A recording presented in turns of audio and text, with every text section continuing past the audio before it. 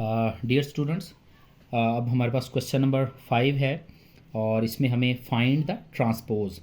Transpose basically बहुत simple सा concept है मैट्रिक्स में। मैं क्वेश्चन को सॉल्व करने से पहले एक सिंपल आपको एग्जांपल के तौर पे एक क्वेश्चन सॉल्व करता हूँ। फॉर एग्जांपल हमारे पास एक मैट्रिक्स है और अज्यूम करें कि इसकी वैल्यू 0, 1, 3 एंड 4 है। तो अगर आपने इसका जो है वो ट्रांसपोज लेना है तो जस्ट हम क्या करेंगे, हमारे पास जो रो है उसको हम कॉलम में कन्वर्ट कर देंगे। लाइक ए का ट्रांसपोज अगर हमें सॉल्व करना है तो हम यही जो गिवन मैट्रिक्स है इसकी ये रो है जो कि लेफ़्ट टू राइट है, तो इसको टॉप टू बॉटम कर देंगे। ये लाइक 0 और 1, यानी ये रो थी और मैं इसको कॉलम मैंने बना दिया। इसी तरह सेकंड में 3 और 4, तो ये हमारे पास क्या आ जाएगा, इसको बोलेंगे ट्रांसपोज ऑफ द मैट्रिक्स। ये एक एग्जांपल के तौर पे मैंने आपको ये छोटा सा कॉन्सेप्ट एक्सप्लेन करने की कोशिश की है कि कोई भी मैट्रिक्स अगर आपके पास गिवन हो तो उसका आपने ट्रांसपोज लेना है। तो ट्रांसपोज में आप उसे रो को कॉलम बना दें या आप कॉलम को रो बना दें, एक ही बात है, उससे कोई फ़र्क नहीं पड़ेगा। तो मैंने यहाँ पे देखें ये रो थी और रो को मैंने सेम यहाँ पे कॉलम में कन्वर्ट कर दिया, यानी ये लेफ़्ट टू राइट था और इसको मैंने टॉप टू बॉटम बना दिया। तो ये एक जो है वो ए मैट्रिक्स का मैंने ट्रांसपोज ले लिया। चलिए इसका मैं आपको फर्स्ट क्वेश्चन सॉल्व करके बताता हूँ।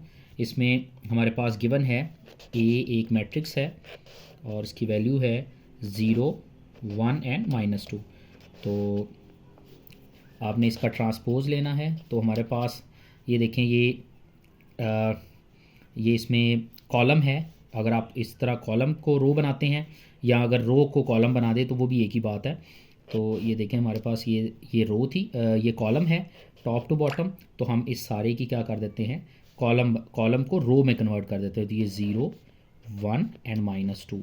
तो ये देखें ये इसका ये ट्रांसपोज आ गया, यानी आपने रो को कॉलम में कन्वर्ट कर देना है और कॉलम को रो में, तो इसको हम बोलेंगे ट्रांसपोज।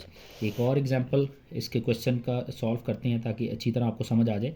हमारे पास एक क्वेश्चन है C = 1, 2, 3, 2, -1 और 0। तो आप इसका ट्रांसपोज लें तो ये देखें ये रो है, ये रो और ये 3 रो है।